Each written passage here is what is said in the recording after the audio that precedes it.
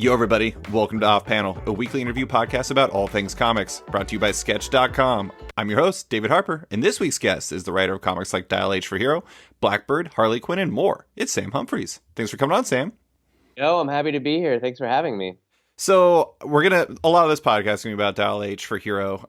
It's a book I'm very fond of, but I want to start with somewhere super random, because when I was researching for this, I came across a very random part of your Wikipedia page, and I want to ask about it. I can't wait. I feel like you wrote this because it's so specific, but apparently on March 3rd, 1994, Sam Humphries appeared on stage in a high school production of Music Man. He played the prepubescent Winthrop Peru. Is that the moment when you became a storyteller? No, David, that's the moment where I became a star.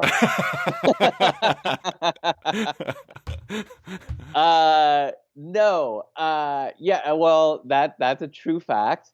That did happen. I forgot how I was reminded of the actual date, but somehow the date had come up, and I posted about it on Twitter just because it was a ridiculous thing to post about. And then I thought the only more ridiculous way to post about it was I replied to the tweet and I said, somebody get this on my Wikipedia now. Oh my God. And then within minutes somebody had done it. And I hope it never leaves. But yeah, I was a real theater kid in high school, thought I was going to pursue acting. I thought that was going to be my life's pursuit. But you're not that far off in that I did learn so much about storytelling, or just about the purpose of storytelling in high school from my theater teacher, and of course all the people I worked with. But he had, this was way back in the day, so he had like a Xerox packet that he would hand out to everybody in the program.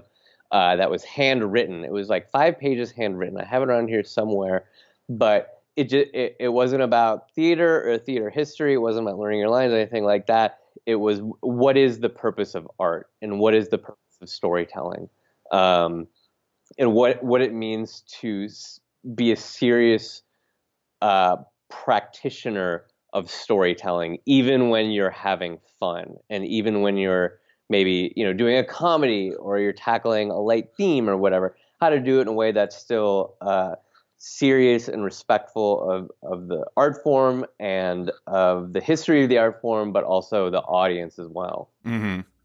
I do think, not just your background as Winthrop Peru, but like I think you have a really interesting career and like history of doing things. Like the stuff that you've worked on is like really diverse, and maybe some of it's not what you would expect to be the types of stuff that would influence like the way you think. But you are on the DC Daily Show, like the daily DC Universe show, where it's a web series where you talk about comics, you do interviews, you sometimes act as the president for a President's Day bit.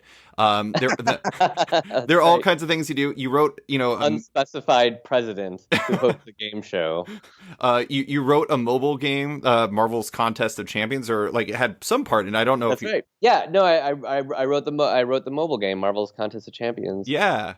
Yeah, one of the biggest games in China. It's crazy. All those things, though, I mean, those aren't things that we would explicitly think of being like influential, but I bet like digging into all that stuff and like preparing for DC Daily and like being Winthrop Peru, it's like that's all this stuff that kind of forms like the foundation of like the storytelling and might inspire you in like some ways. Like, do you find all that stuff to like, I don't know, kind of satisfy different parts of your brain in a way? Yeah, absolutely. And I think you're right that all that kind of stuff influences me as a writer today, even when I'm just focusing on a script or single issue. I hosted a comics podcast, or I co-hosted a comics podcast for a year and a half. When I was at MySpace, I ran the comics section of MySpace.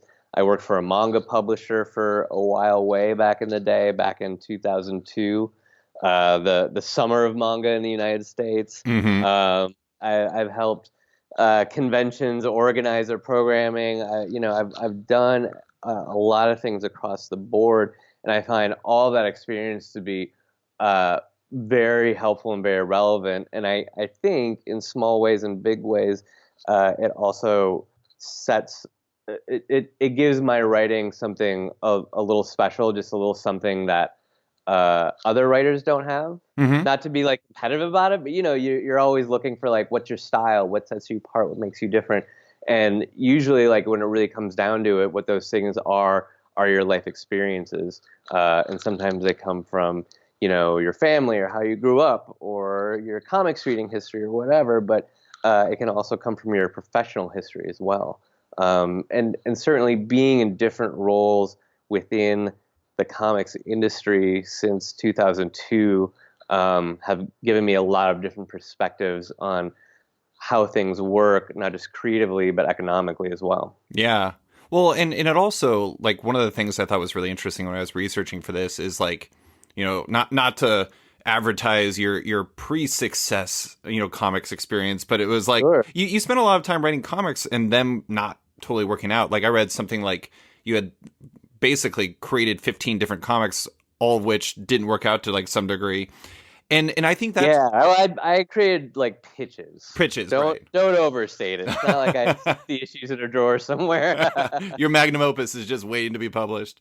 Exactly. Yep. But I do think that just like all those things that kind of inform your background, or like the things that you're interested in, everything like that, there's also like the experiences of sometimes it's the rejections that like can teach you a lot. It's like I'm curious what that grind taught you and how it might have helped, even if it probably didn't seem like it was helping at the time. It wasn't fun, I'll tell you that much, but I did see a lot of value in it. And also, I've only been writing full time since 2012 or 2013, um, which is actually like a long time when you're like, oh, that's like 6 or 7 years. But I'm 42 years old, so I came to it late in life compared to a lot of creators.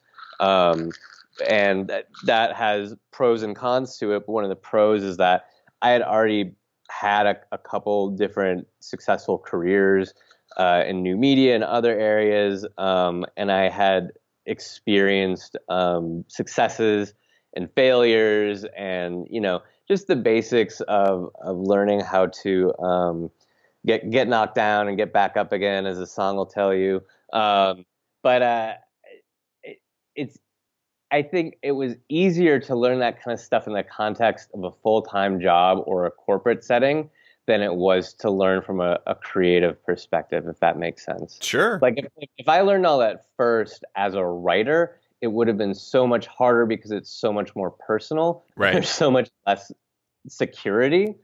Whereas doing it in the context of a full-time staff position, you yeah, it sucks, but you're going to have a job the next day most of the time. Right. So, when you have your creative passion on the line, when you have a story idea that you put your heart and soul into it, you already have a little bit of armor. Hmm. Yeah. Well, and also, I feel like having that previous experience before trying to get into comics, when you actually got to the point where you self-published Our Love Is Real and Sacrifice, Yeah. that had to have made it a little easier because you had like, you'd work for MySpace doing like, you probably built connections through there. You probably learned a whole lot about how to market stuff online and try to get the word out on all this stuff. I imagine that all of that experience helped because, Our Love Is Real in particular was definitely a success. It connected with a lot of people. I've admitted to you before, I'm a very large fan of that. And, and I feel like that maybe that experience was important in making those books as successful as they were as like self-publishing, comics. Yeah, because I was in new media for a long time, for years, and now we just call it big tech or Silicon Valley. But I was in small startups, and I was around entrepreneurs, and I saw what that grind was like, and that combined with the tradition, when it was the 90s, there was a really strong tradition of self-publishing for comics, right? Mm-hmm. We had Paul Pope and, of course, Dave Sim, who had been doing it for a while, and Jeff Smith. Jeff Smith and Steve Bissett and David Maria Lapham. And we could go on and on, and it was like it was more than a scene. They were coming together. This is when they would come together and create the Creators Bill of Rights. Right. And it seemed like self-publishing might be a viable sector of the comic book industry for the long term, the way we have webcomics now. And then the distribution wars and all sorts of things happened, and that was sort of the end of that. But I remember being inspired by them so much, and combining that with sort of the entrepreneurial spirit of being in new media, being able to fuse those together is kind of what gave me the gall to imagine that I could self-publish a comic about a cop who has sex with his dog, and see any sort of result from it whatsoever. But that's how it worked out. Yeah. I do think it's interesting listening to you talk about like the stuff that you were kind of, you're coming up in comics as a reader even. And, just, not to jump into Dial H too early, but at the same time, I think about some of the influences I was looking at when I was rereading it last night. It's like Monster Truck has like the extreme 90s influence. There's like the first version of Lolo Kick You is kind of more in like the Jamie Hewlett, like Tank Girl style. There is. And then you have, Sin City. You have God, I've completely forgot the name of the chimp. Oh, Chimp Change. Chimp Change, yeah. Chimp Change is like, totally, Sin City. And it's interesting because that's why I think Dial H is such a fascinating project. It's always, honestly, that's one of the secret things about Dial H is it's always interesting, even if it isn't always like successful. It's always doing something, especially like when China Miéville and Mateus Santoloco did that. I mean, like that was a wild book, but like you and Joe jump in and it feels like you're touring almost your personal history of comics in some ways. Yeah, we absolutely are. There's a lot that goes into how we choose what styles to rip off / homage in each issue. And a lot of that comes down to like plot or the emotional core of the issue, what the characters are going through. A lot of it, Joe has final veto power over any of it because if he doesn't want to draw it, or if he's not interested in drawing it, or if it's going to take him 90 hours to draw one panel that way, then it's off, right? Right.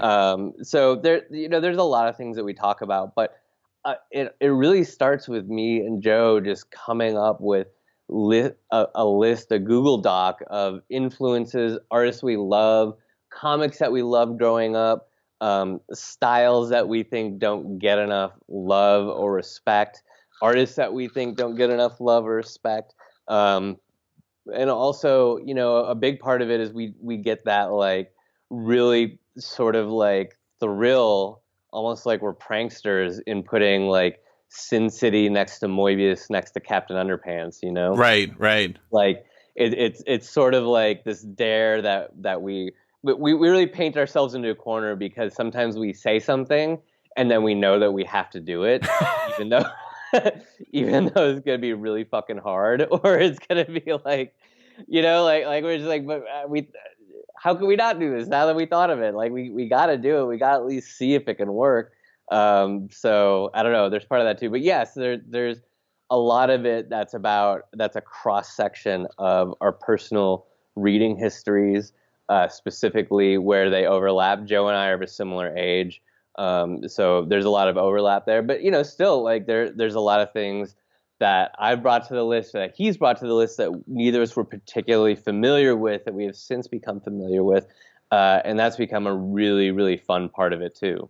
I think it's been really interesting too, because there's the obvious mechanism of jumping into, the different heroes and doing them in different styles. But like when you've started to get into like the hero verse and seeing the operator and how he's gotten into different parts of like the larger universe and everything like that, you have like little moments. Like one thing I don't even know how I didn't totally notice this the first time, but in issue, I want to say it was 6. Maybe, it was no, it was issue 5. The operator is traveling and he goes into like these other universes, and one of them he jumps into, Joe does in the style of Darwin Cook for DC The New Frontier. And like it's just one panel, but it's amazing because it's like that one panel, just because the style shift changes so much of like what I think about his journey in a weird way. Yeah. I mean, first of all, we love Darwin Cook. We love New Frontier. So of course we're gonna we we mean that in the highest homage possible, and we jumped at the chance to do it even for a panel. But also just using an art style in that way, even for one panel, it's kind of like, I mean, I know he gets a lot of shit for it, but J.J. Abrams and the lens flare, right? Right. What he's doing with the lens flare is that it implies so much more that's happening just off panel Hmm. or off screen for him. Right. And for us, what we're doing is we're showing in flashback how the operator bopped around the multiverse for between Earth and the Heroverse, which is just beyond the Speed Force wall. So, we had a page basically to do this, and it's a montage where we have to cover not just an incredible amount of distance for the operator, but an incredible amount of DC mythology. Hmm.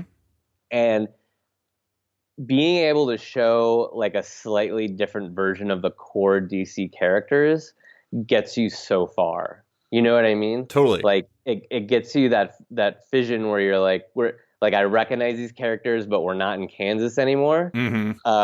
So there's that on that level for just for anybody who might pick up the book, right? Like a casual reader. But if you're a true head, like one of us, you know what I mean, and you Hmm. know Darwin Cook, and you recognize New Frontier, and you're like, New Frontier is its own Earth of the multiverse, then you're like, oh, all of a sudden, in the back of a reader's mind, you've touched upon not just one Earth, but all 52 Earths. All of a sudden, all 52 Earths are in play in this journey, and then the next panel, we're on to something else. Right.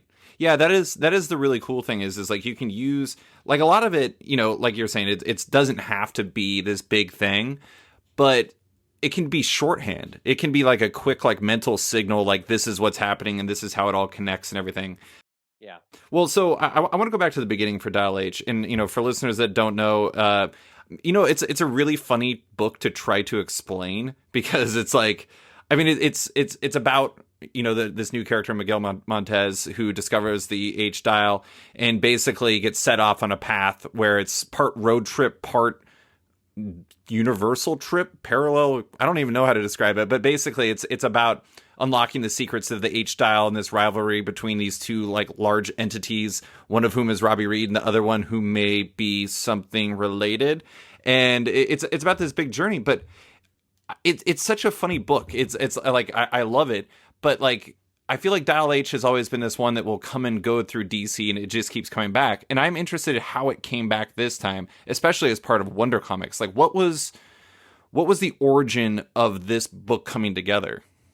Well, it's really funny because you're right. Like, there's something about Dial H that's so kooky. It's Right. so Silver Age kooky, and it's so when like people in mainstream culture say something's too comic booky. You know what they mean by that? Right. Like, I hate when they say that, but you know what they mean. Like, Dial H kind of fits in that. They're just like, phone that turns you into a hero, like just too big and weird for somebody to like really wrap their mind around right away. Mm-hmm. But because of that, it's beloved by creators, Right. right? And by fans. And so there's always gonna be somebody who's gonna want to bring it back. And so what has happened over the years, I think this is so fascinating, is that we've had at least 5 different iterations of Dial H for Hero, all of which are different from each other. They're Mm-hmm. all Dial H for Hero, but they all have a different main character and they all have a different take. Mm-hmm. And it's almost as if every time Dial H for Hero comes back, the concept itself dials the H dial and transforms. Ooh, I like what you did there. It's a book about transformation that transforms every time you see it. Yeah. And I think there's something really amazing about that. And I think it should always be that way. Mm-hmm. I think when this run of Dial H ends, give it a rest for a couple of years and then let somebody come back and do it totally different. Whoever does that Dial H next, they shouldn't do Dial H the way we've done it. They shouldn't do Dial H the way that China did it. They shouldn't do it the way Marv Wolfman did it, and so on and so forth. So that was a really cool legacy to inhabit. And of course, legacy is the beating heart of the DC universe, right? Right. So, okay, I'll get back to that. But how did it come about with Wonder Comics? This is all Brian Bendis. Of course, Wonder Comics is curated and created by Brian Bendis, so it all comes back to him in one way or another. But Brian and I have been good friends since our days together at Marvel. When he came over to DC, we were both very excited to work together again. And he said he had this imprint, and would I be interested? And I didn't know anything about it, and I said absolutely. Like I'll be there. You don't even have to question it. So then one day he hit me up and he said, "Dial H for Hero," and I was like, I don't know about that. and like I think he was like a little crushed because he was so excited, Hmm. and he saw something in it that I did not. He saw something in it for me that I did not see for myself. And to be fair, I knew about it and I had read bits and pieces here and there, but mainly out of curiosity. But I just never really connected with it, and that's what my reaction came from. But when a good friend puts something like that in front of you, you got to be like, okay, there's something here. Not just a good friend, but a good writer too. Like there's something here. And so the more I dug into it, the more I was like, okay, there is something here that I really connect to, and there's a potential take here that really excites me and hasn't been done before, not just for Dial H, but I don't think we've really seen a comic like this before. And that was kind of that. He said Dial H, and I said, huh? And he said, go back and look. And then I was like, okay, I got it. Yeah. I do think this is like an unnecessary analogy, but I'm gonna do it anyways. But so, did you ever watch? I mean, I guess it's still on, but the original Arrested Development stuff. Yeah. Yeah, so like there was the Anne character that George Michael dated, and Jace or God, and Michael just didn't get it at all. And so I feel like George Michael is like comic creators, and Anne is like Dial H, and then fans are kind of like Michael Bluth there. And then whenever he's like, "Oh, here's my girlfriend Anne," and then Michael's like, "Her?" And just is like totally confused. And I think it's one of those things. It's, I don't know, like I kind of put Commandy on this same wavelength in terms of DC stuff, where yeah, where it's like everybody that actually wants to write for DC or make comics for DC, it's kind of like they all have a story for Dial H or for Commandy.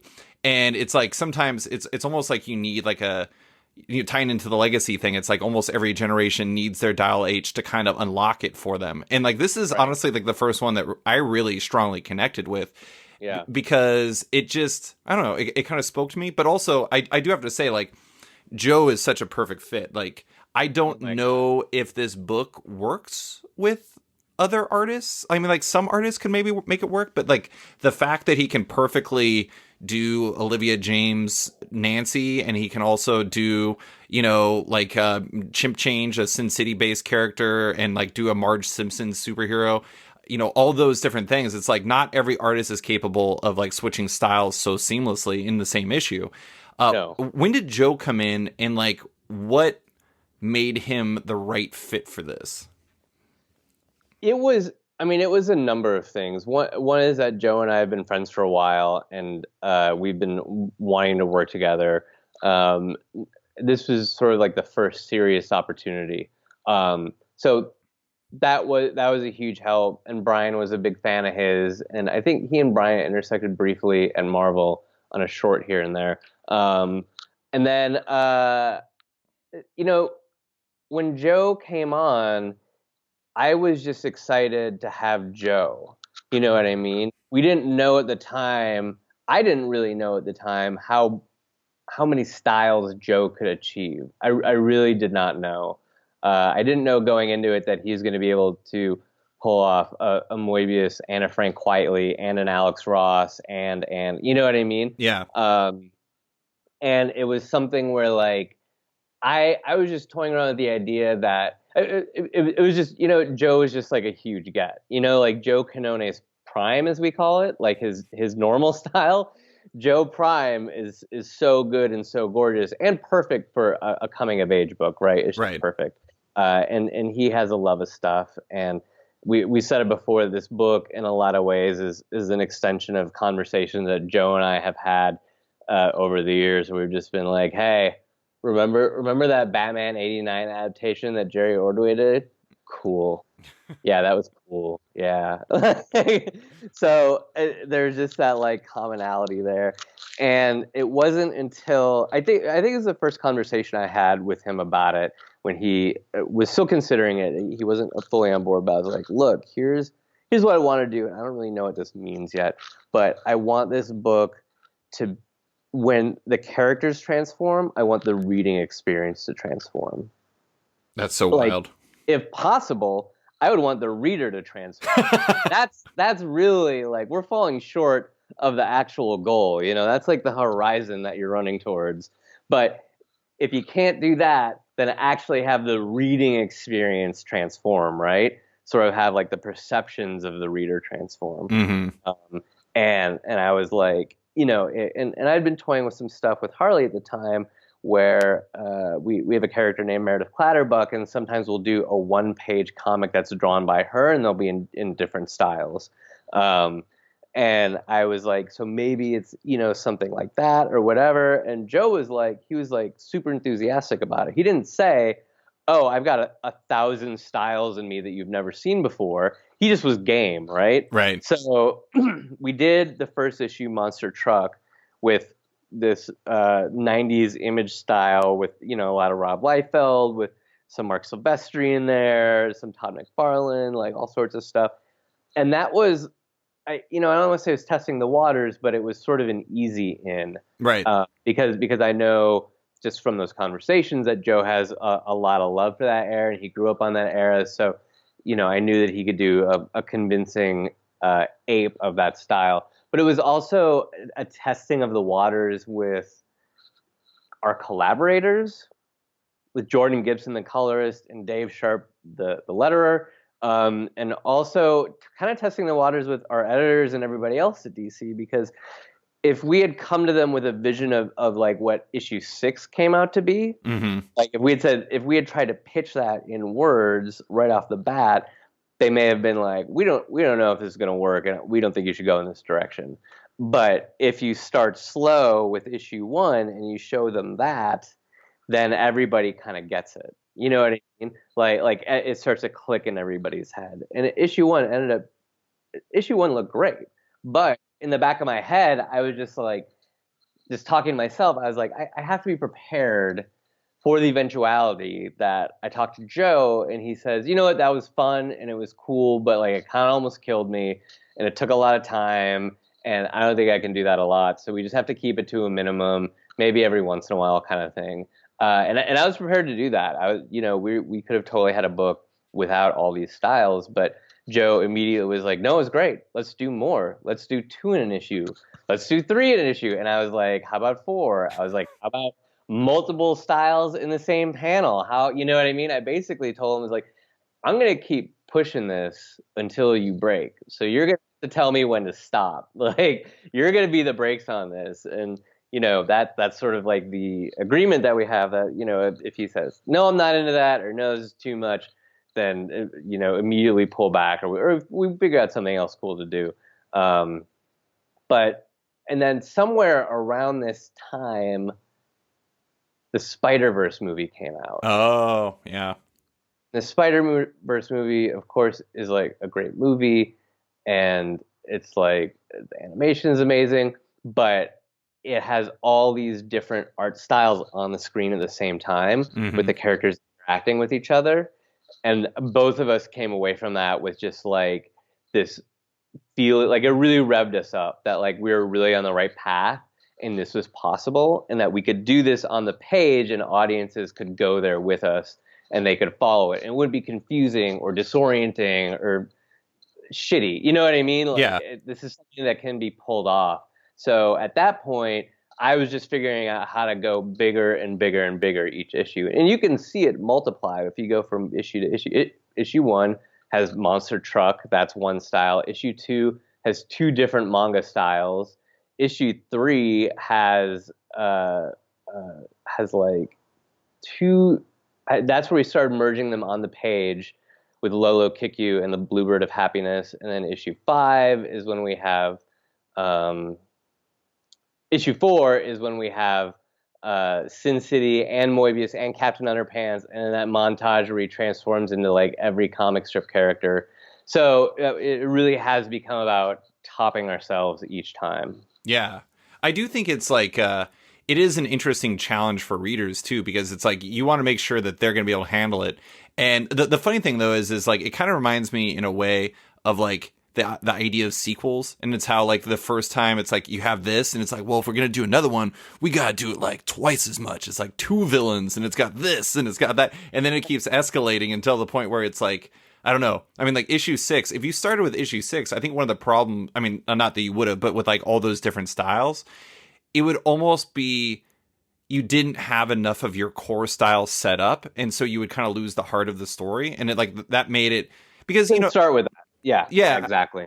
There's no gravity there. Like there's no center of gravity there. exactly. And like that's the thing I really love about the book is Miguel is a fantastic character. Miguel and Summer are both fantastic characters. Yeah. I also have like a deep affinity for Snapper Carr. I don't know why. I like the weird sidekicks from throughout history, Yeah. but anyways, but yeah, so it's but I do want to give you credit.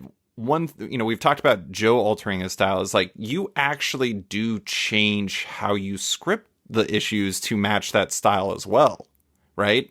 Yeah, no, absolutely. And that's something that we said right from the beginning is that it's not just about Joe, it's about Jordan and the coloring he's doing. And it's about Madman Dave Sharp and the lettering that he's doing. You know, when we inhabit these styles, we want to go all the way. So, of course, it's going to come down to where, you know, in the script, it's going to come down to not just the dialogue, but also the pacing and the paneling and the storytelling, even just the number of panels per page. These are all things that we have to take in consideration as early as possible in the process. Mm-hmm. Yeah, So, like issue 6 is a great example because we have that segment in there, the Daniel Clowes segment. Yeah, Where it looks like we have a mini comic stapled in the middle. that was awesome. Yeah, and that comes from our love of Daniel Clowes, but also Seth and Adrian Tomine, and also mini comics and zines and self-publishing in general. You know, just having a 4-page comic is a beautiful thing.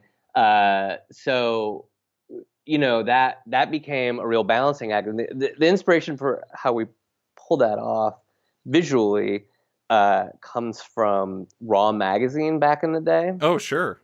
Do you remember in one of the first 3 issues of Raw magazine, but also republished in the Penguin Compendium, they had a mini comic in the middle that Art Spiegelman did with Francois Malloy, which was sort of a deconstruction of comics and comics coloring. But it just sat, it was just bound, it was a mini comic bound into this tabloid-sized comic, which was something that I always loved. So I was like, well, what if we did that style, but we did it as if it was a mini comic bound in Dial H for Hero?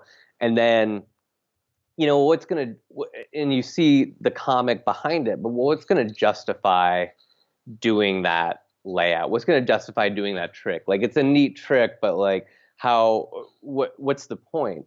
So we made it the sort of pivotal emotional point for Miguel where he's deciding whether or not he's going to become the hero he wants to be, no matter how much it scares him. That's going to be the mini comic in the forefront. And then in the main comic in the background, you have Lolo Kick You going through Metropolis trying to create order amongst this chaos. So you literally have this foreground, background action.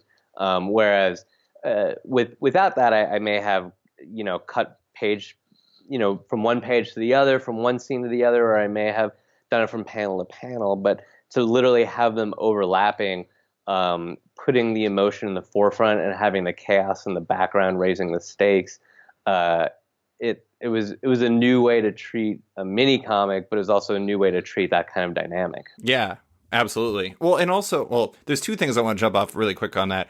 Yeah. Lolo Kick You. I thought one thing that was interesting in that is the fact that the first time Lolo Kick You appeared, it was like a Jamie Hewlett style. like a Tank Girl style. And then in the sixth issue, when she came back, it was Mike Allred Madman style. Yeah. And I was like, so obviously, like maybe that is tied into the truly random nature of like the H dial, and that like even the type of version of this character you are could be different. Was that what you guys were doing? Or like why? Yeah. I guess why was the shift in the character there?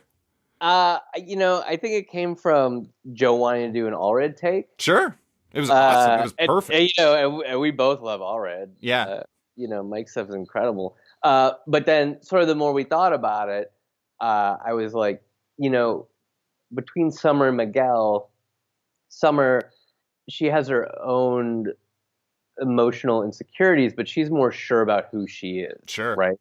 She's more sure of herself, and maybe that plays into her interaction with the H style, or her interaction with that moment in the moment where you connect to the hero verse. Yeah, And a little later, in issue 9, we'll see more of the differences between what happens when you use the red H style and the blue H style, or should I say magenta H style and the cyan H style. yeah, But for Summer, we thought it would be interesting because she has an emotional climax in issue 3, right?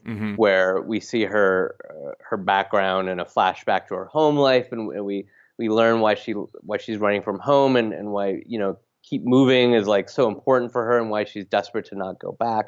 And that was a step forward for her emotionally. So why wouldn't her appearance as Lolo Kikyu step forward? If the vibe changes, why not the appearance as well? yeah, totally. That makes a lot of sense. I also, I mean, honestly, Joe just did amazing already, so that was really great.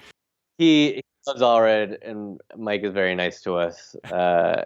Mike's an amazing guy, in addition to being an amazing artist. So it was also just a pleasure to homage him. Yeah. I did want to talk about one thing in issue 6 that I thought was kind of like.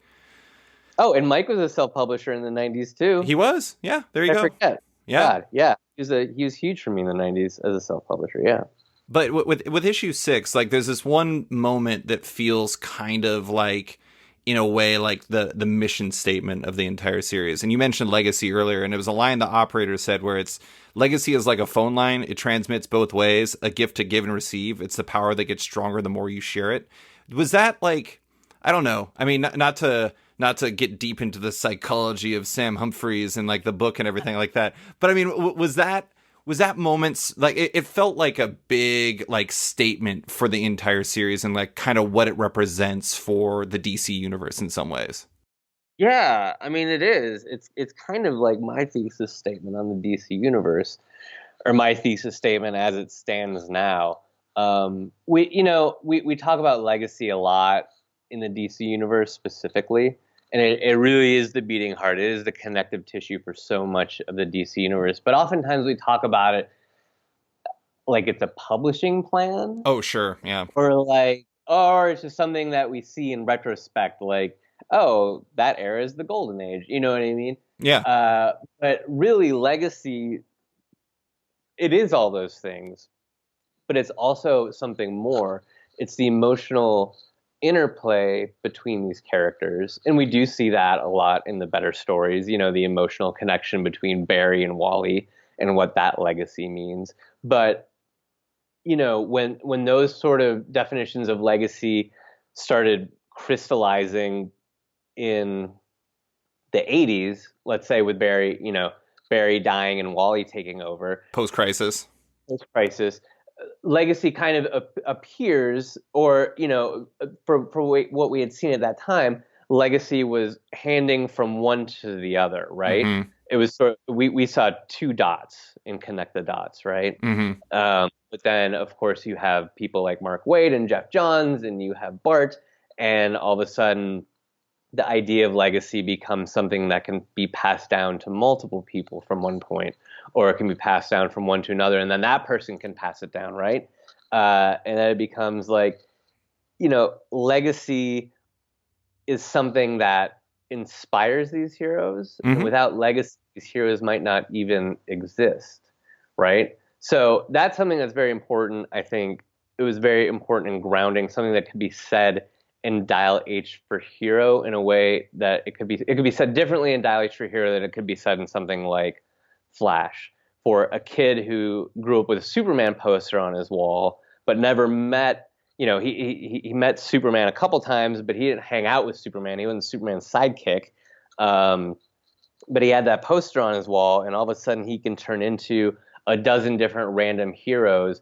How does Legacy ground somebody like that? How does it make them a hero and not a villain or somebody who's just desperate for the power, for the buzz of it?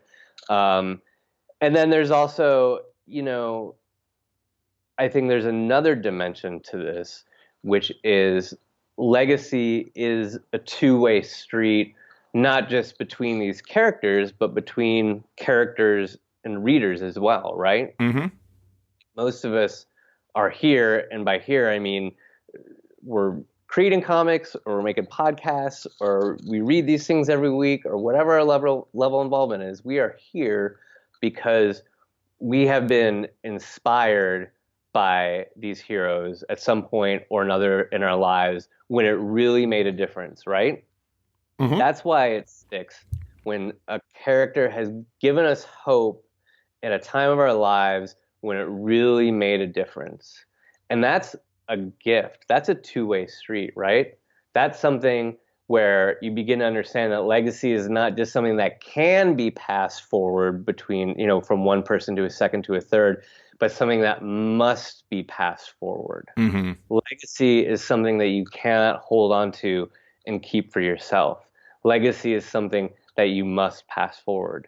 And all of us who are here, who are engaging with these characters, even if it's not comics, all across the spectrum, the TV shows, the movies, the underoos, the games, whatever, if we are inspired by these characters, then we have a duty to pass along that inspiration, to do something in one way or another. You don't have to make comics. You don't have to make podcasts. You can just help somebody in their day. You can just be a good friend to somebody. But if we've been touched by Superman in our lives, we have the obligation to be Superman in our lives as well. Mm-hmm. Yeah, it's funny you mentioned Bart Allen, because he's kind of like my fulcrum of legacy. Because I love the Flash stuff. It's funny, like one of the earliest trades I have is like the Flash Terminal Velocity, the Mark Waid and like Salvador Larroca and Mike Waringo story with Cobra and everything like that. And that was like right when Bart first appeared. And he was like he was a kid when I was a kid reading comics, and he was like obsessed with video games because he was from the future and he grew up in virtual reality and everything like that. But like that's one of the things I always thought was really interesting about the Flash family in general is like there's so much push and pull between the generations. Like Jay Garrick is kind of always there, always kind of passing things forward. Like Max Mercury, same thing.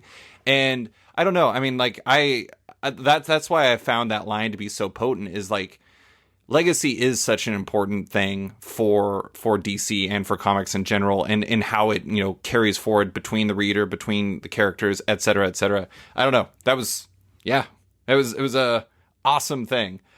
Yeah, it was a thing I was very happy to be able to say. Yeah.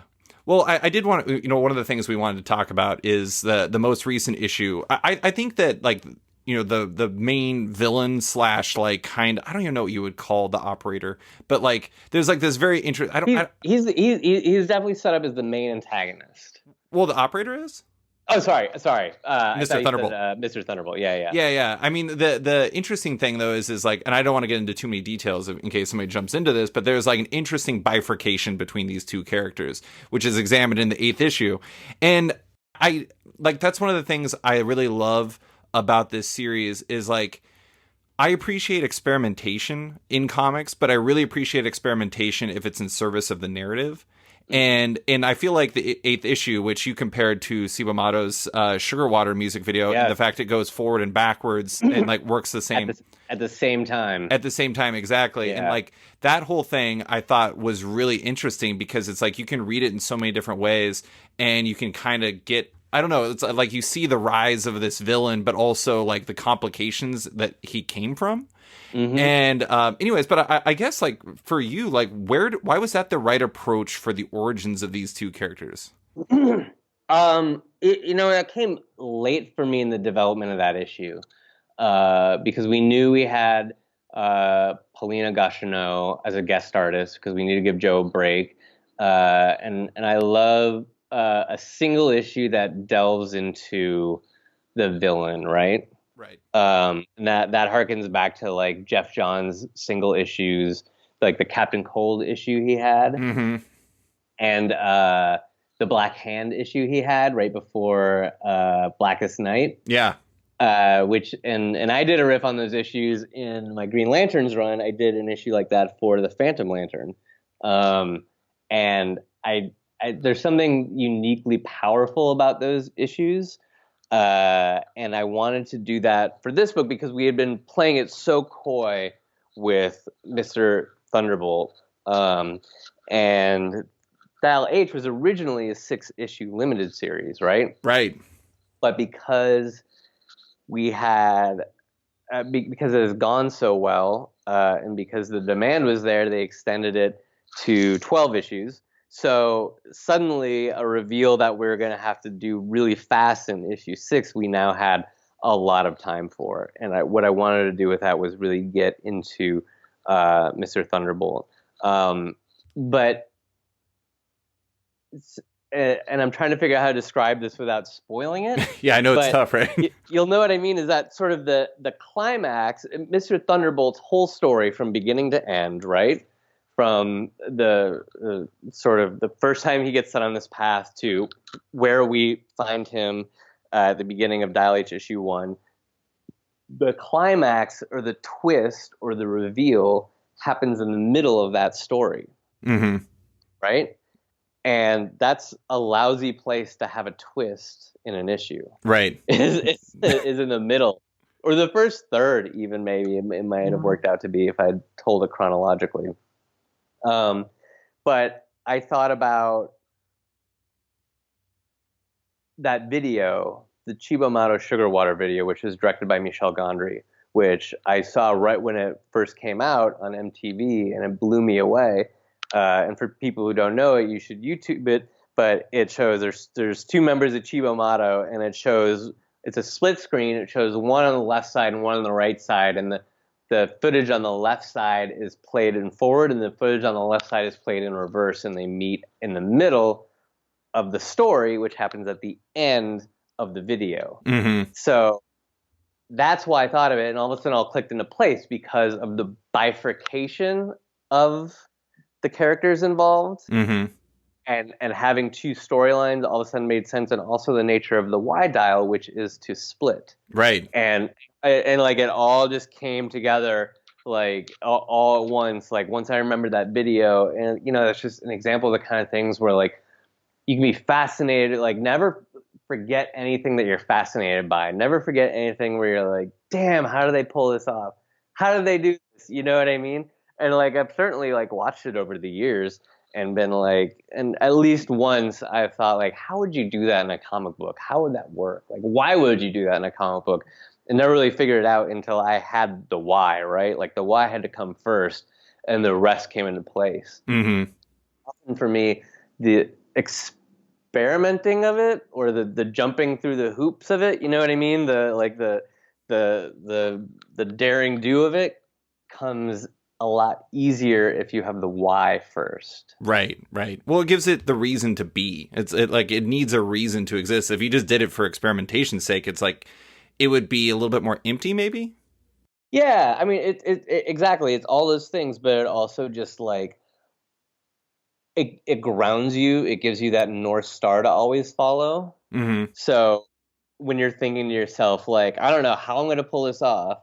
This fucking music video from the 90s. I was so stoned when I saw it the first time, and now I can't forget it. You know what I mean? Like, how am I going to make this a comic book? If you're grounded by that North Star, then you're like, well, I can just plow into this, and I'll figure the tricky stuff out because I know the core of it. Yeah. I have to admit, I actually watched that video for the first time yesterday, and it is Oh yeah. it's kind of a cursed video by YouTube though, because it's like they have like related videos or like what to watch next, and it pops up right at the end when like there's the writing on the screen. Oh, I know. Yeah. And it's funny because like I think the first comment is somebody being like, "YouTube is the devil. Why is this the thing?" It's like, and you can't read it, and like so. Thankfully, somebody in there actually writes what is said on on the glass. Time in, yeah. Well, I wanted to actually ask about, like, you talked about how it was originally meant to be 6 issues, and did you have kind of a plan if it did expand, or was it something you had to kind of retrofit after it became apparent that it was going to go longer than 6 issues? Well, kind of yes and no. I mean, it wasn't always going to be 6 issues. Mm-hmm. It's going to be an ongoing series. But this marketplace, Right. a book's not going until it isn't, right? Right. So it's like you kind of want to have a 6 issue story or 5 issue, whatever, and then plans for moving forward. So that's what we had. And then at some point in the process, it got truncated down to 6. Mm-hmm. Or that's just what happened to the Wonder Comics line. And that was a decision that happened that sort of later in the process. So Joe and I kind of scrambled to be like, okay, how do we like pack this into 6 and have it be like a satisfying story in 6 issues, like a 1 book story. So we rearranged a lot of stuff and moved a lot of things around and figured out what we needed to be in there and all that kind of stuff. And then we were like well on the path. And then they're like, congratulations, you have an extra 6 issues. So we're thrilled, but we're also kind of like, oh, we like our issue 12 climax happened in issue 6. And you can't take that back. Like we can't steer away from that. So, what do we do now? And you figure it out. That's part of the game. Right. But it was definitely there's some back and forth on that. Yeah, there's like it is interesting because it's like it retracted first and then it expanded again, and it's like if it started at the beginning, I don't know. I mean, it is interesting like what it could have been if there was like a slightly different plan, but I don't know. I mean, it's still great, and I love the fact. It's great. There's something about the way we went after how we got so ambitious visually with this book. Mm-hmm. I think we felt more bold with it being a 6 issue limited series. Yeah. Because we're like, well, it's a 6 issue limited series no matter what. Like they're not going to cancel it at 4, so we could go as wild and as crazy as we can because we don't have to like set up the foundation for a book to sell, to go 60 issues or whatever. But then also on a personal level, we were like, well, let's knock ourselves out because we only have to do 6. Yeah. We'll get a break at 6 and then not so much. It is kind of funny from like a reader perspective because it's like, sometimes people are writing for trade and they're trying to like, make it like a chapter rather than like a satisfying story by itself. And I feel like because it had to be so, I don't even know if front loaded is the right term, but it's like every issue had to be so loaded. It made each issue feel like such a satisfying chunk in its own way. Mm-hmm. And it's, I don't know. I mean, that's one of those weird things of like situation meets like format where it becomes something like there's like an alchemy to it that's like unexplainable, but it ended up kind of working out to be like, I almost feel like this is the best possible version of it, even if it ended up making it a little bit harder in the long run.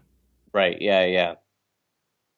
Well, I just had a few more questions. I did want to ask about issue number 7 because issue number 7 is really interesting because it was, again, like Joe needed a break, and so he does bookends on this, but it's basically exploring the events of issue number 6 from the perspective of varying heroes. Basically, long story short, in issue number 6, the H-dial effectively infects every person's phone, and so all of a sudden Metropolis is filled with like a bazillion like heroes. And needless to say, people with superpowers who all of a sudden get it is going to be a rather variable experience. And on that, you had I think it was Chloe Duran. I apologize if I mispronounced that. Michael Avon Obing. You had Stacey Lee. You had Erica Henderson. and I think that was it. We had Joe and Jordan on the first and last Right, pages. right, right. Yep. And so you had this big, like, you got to dig a little bit deeper into that. What made, I mean, I love that because it both gave Joe a break, but it also kind of like brought other people into this world. What made that like the right fit for this issue? Um, one of the things that like when you have an idea like we did for issue 6, like what if Metropolis became the city of heroes, right? Like we've seen one person use the H style, we've seen 2, 3, and 4. What about a whole city? Like that's a cool, crazy idea, but you only have 22 pages to tell that story, and you have to, focus on your main characters, and you have a plot to resolve, and big emotional climaxes and all that kind of stuff. And then by the time you outline it all, you're like, dang, we didn't really get to get into what it would be like for these people, Yeah. for these normal citizens who had never seen an H style before, who had grown up or had lived in Metropolis, and obviously the city of Superman, and had seen a hero from afar, and now became a hero themselves, all at the same time. What would that individual emotional experience be like? And we all love anthologies, and we all love being able to invite artists we like and admire to come and join the party, and we had the opportunity to make it a little anthology and tell individual stories. So yeah, we jumped at it. It just added more dimension to that issue 6. Yeah, and like the cool thing was is it was able to, I don't know, I mean, like the nice thing about the anthology nature of it is you were able to not just shift styles but also shift kind of story types. Like we were talking beforehand about how Erica Henderson's part was like a horror story. And Yeah. it was about, I think it was Lucy the Monster Hunter, and how she was going to get revenge against her aunt Hmm. for like, and like what do you have, like 4 or 5 pages to basically touch on her entire story, and it's like this tiny little like insight into this world and what people would do with it. And it is like, I mean, first off, I mean, it's actually a genuinely kind of horrific story. And second off, it was cool seeing Erica be able to do stuff like that, because we don't, it's Squirrel Girl and Assassination, not exactly the same as a horror story. And seeing those influences play out on the page it was like seeing a completely different side of her work. Yeah, that was so exciting, and it was such a thrill, and it was so fun. It's what I said to all 4 of these artists. I was like, look, if you've ever had something you wanted to do, if you ever had a style you wanted to try out, if you ever had something you wanted to homage, and anything like that, but you just never had the opportunity to do it, this is the opportunity. Yeah. Because it's just 5 issues. It's Dilates for Hero. That's what this book is about. And you don't again, you don't have to worry about what's the long-term sales potential of this book if we do this style for 5 pages, Yeah. because the book's fate is sealed for good and bad. You know what I mean? So we have the freedom to really play here. And I remember with Erica, we were talking on the phone, and she started talking about these European comics. I believe she brought them back from Europe. I'm not sure, but these European comics that she had, and she was saying all these creator names that I'd never heard of before, and I brought them up, and I'm going to butcher this name, but one is Locatelli Kornweski. Mm-hmm. Uh, and this artist just has like fantastic style, they have fantastic line work, but also fantastic visual style, and it's sort of this like weird. It's definitely fantasy influenced. It's like a darker Miyazaki almost. It's Mm. almost like a darker, almost a hipper Miyazaki, if that makes sense. Sure. It's like somebody who's into like streetwear and goth fashion, but doing like Miyazaki stuff. That's awesome. And as we're on the phone, like I was Google image searching this, and we're like sending these links back and forth and stuff. And then she was like, I was like, well, this is great. Is there anything else that you've been into recently that you want to do? And she was talking about reading the books of Richard Matheson, or maybe it was a short story collection, the guy who did I Am Legend. Mm-hmm.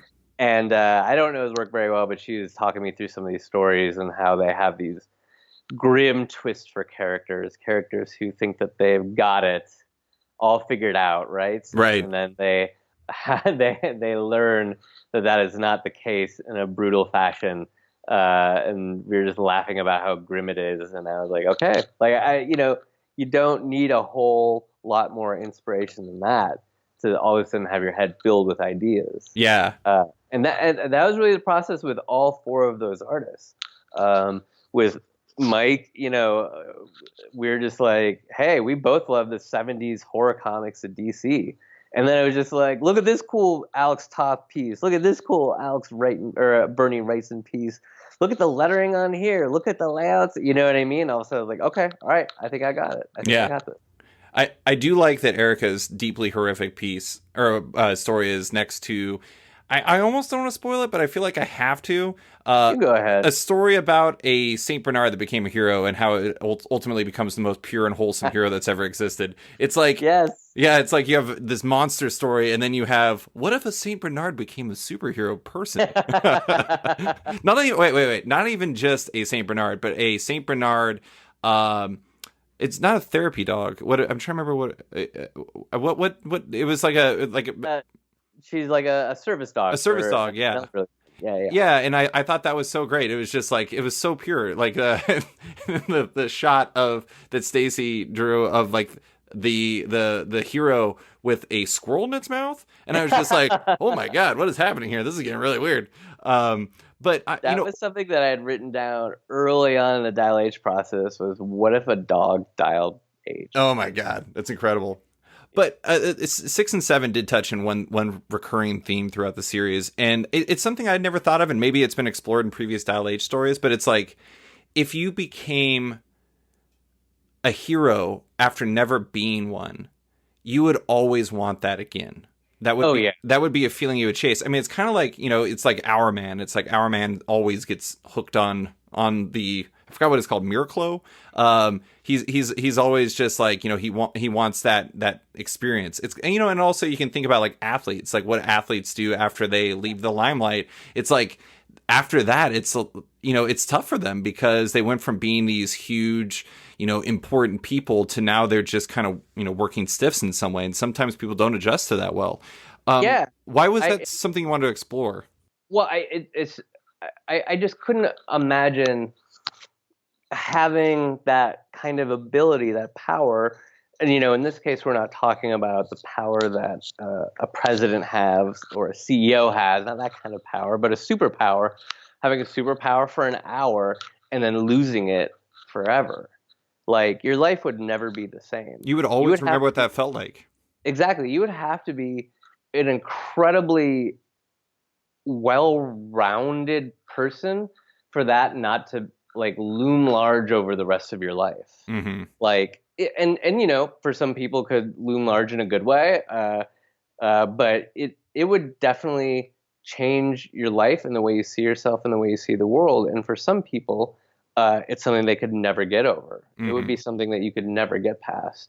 There are some people who describe these characters who, are desperate to get their hands on the H-Dial again as, similar to junkies or drug addicts, but I don't necessarily like to draw the parallel to addiction because I like the parallel that you said, which is athletes. Mm-hmm. Like, think about it. It's like if you were Michael Jordan and you won NBA Finals and you were a champion. Like, Michael Jordan wasn't like, man, that was nice. What a great day. Moving on. Yeah. What a great memory that I'll treasure always, but I'm good. Time to eat my weight in Cheetos. Exactly. The next day, Michael Jordan probably gave himself one day off, and the next day was right back at it because all he wanted to do was get back there next season. Yeah. And you could say that for a ton of athletes who never won a championship. You know what I mean? Like there are different heights that people can reach that only increase their ambition. only increases their dedication. Look at Tom Brady. He's like such a maniac about winning that he has convinced himself that strawberries are an unhealthy I food. know. I mean, it's like, sorry, keep that strawberry away from me. It's too bad for my diet. I'm like, oh my God, if I ate a strawberry, my body would probably collapse because I have too much nutrition in my body. I mean, he's on a different level. Like, there's, in some ways, there's never been a human like him ever before in human history. And yet he like basically is admitted he never wants to retire because I don't know. I mean, and that is the question is like what Or like, let's talk about Jay-Z. Yeah. When Jay-Z retired, like, most of us were like, what is he going to do? Garden? No, he lives to rap. Right. He has and I don't even mean this in a religious way, but just he has a God-given talent. He has a talent for rapping, and this the way his mind processes lyrics. He never writes down his lyrics. Like, it's insane to me. He just knows it all. He is just a born rapper. And how could you have that ability, even if you weren't as successful as Jay-Z? But how could you ever have that ability and say, like, I'm leaving? Yeah, and I'm not going to do this. Yeah. I mean, there could be some like crazy stories about why that may happen, but those are the kind of things that I tapped into with the H dial. And if the H dial, depending on the elasticity of DC time, has been around, it's just been bopping around, going from hand to hand for a few years, maybe 10 years, maybe more. It's had to have left some people in its wake who are willing to do anything to get it back again. Right. And those people will inevitably find each other on the internet. Yeah. I do like their... sorry, go ahead. Hence the Thunderbolt Club. Yeah. I do like that there was the one section in issue number 1 where it was like a group of people have been affected by it, and it's like Damien's pissed, and then like, Alfred is just like, I regret to inform you, sir, that the H-Style is back, and it's just like, I don't know, it was really fun seeing those different reactions, and of course Snapper Carr is a total weirdo about it. But I mean, it is, I don't know, I mean, like that's like one of those weird objects. I feel like in a way that's like I don't know, like a metaphor for like the Dial H's position. Like going back to what you were saying, it's like this whole thing is it's like Dial H has like this relationship with the DC universe that even kind of escapes like the narrative. It's like more than just that. I don't know. Sorry if that makes no sense, but I mean, it's like there's like a textual influence and beyond that too. Yeah, I thought about that a lot when I was doing Green Lanterns, just in terms of like the emotional spectrum that powers the Green Lantern rings and the Yellow Lanterns, red, all the way down the line. That's just a force that exists in the universe. It's like gravity, right? Right. And it has to have some effect on some people who have never worn the ring before. Like, what is it like to live in a world where that exists, and how is it similar or different from our own? Yeah, man, I love it. Well, Sam, that is actually all I have for you. Dude, I really appreciate you taking the time talking Dial H, pleasure. Talking Winthrop, Peru. Yeah. But let me tell you about Winthrop Peru. I don't know if you're familiar with the Music Man. I'm not. Well, Winthrop Peru is, I think, a 10-year-old. Oh, okay. Who, his defining characteristic, his character arc centers on the fact that he lisps. There's a whole song showcasing how he lisps. Mm-hmm. Keep in mind, I was in high school, so this was the sexiest role I could land in front of the entire school. Mm-hmm. Is being a 10-year-old guy who lisps. So it is something that has stayed with me forever. I've met a couple people over the years who have also been Winthrop Perus in high school, and we have this bond. It's like the Winthrop Peru club instead of the Thunderbolt Club. Exactly. You guys just talk about it on the internet. Deformed our lives. All right, Sam, that's all I got for you. Thank you so much. Thanks, man. Thanks for listening to this week's episode of Off Panel with writer Sam Humphries. You can find him on Twitter at Sam Humphries and his work in Dial H for Hero, Blackbird, and Harley Quinn. As a heads up, Off Panel is once again brought to you by Sketch.com. Check out the new version of the site and consider subscribing for access to all the site's content and its members-only forum. If you're a fan of Off Panel, make sure to check it out on Patreon. If you back the show on there, you not only support it, but you get early access to each week's podcast, access to weekly content, and more. Also, don't forget to subscribe to Off Panel on iTunes or Spotify and give the show a rating or review while you're at it. You can find Off Panel and Sketched on social media by liking it on Facebook at /Sketched, that's SKTCHD, follow it on Twitter at @SketchComic, or following me at @SliceFriedGold. Big thanks to all my existing patrons, including Transmitter Down, Harry Sayer, Walt's Comics and Books, Carl Mizell, Danny Ollie, Paul Salates, Litwin Studios, Akil Wilson, Nathan House, Alex Dimitriopoulos, Terry Dodson, Troy Jeffrey Allen, Liana Kangas, Keegan Ray, Milton Lawson, Wesley Giff, Sean Kirkham, Harry Small, Alistair Ross, Julio Anta, Brett A. Schmidt, Jason Goodmanson, Paul Ryanwan, Connor Farner, Vita Ayala, JDC and Matt Gagnon, Aditya Bidikar, Tara Ferguson, Dave Slusher, Kieran Mark Antonio, WMQ Comics, Akil, Kokachi, Phil White, Ben Becker, Sean Panillo, Ken Heidelman, Philip Seavey, Al Ewing, Ryan Alcock, Nick Michelin, David Kelly, Rob Wilson IV, Nick Polito, Owen McCready, Brendan Fletcher, Gary Maloney, Jonathan Nilsson, Matthew Groom, Jason Massey, Adam Bogert, Xavier Files, Matthew Taylor, Tyler Turner, Nick Patera, Jacob Sorelli, Ford Gilmore, David Baraldi, Ira James Udaskin, Modern Magic Stories, Nick Hall, Bjorn Basin, John Hendricks, Steve Anderson, Ian Maxfield, Cliff Chang, Benjamin Shipper, Colin McMahon, Chris Palmer, Scott McGovern, Nathan Fairbairn, Kat McKenzie, Greg Rucka, Adam Highfield, Fiona Staples, Chris O'Halloran, Mark Abnett, Mike Murphy, Michael Shirley, Tom Barnett, Jim DiMinacos, Norbert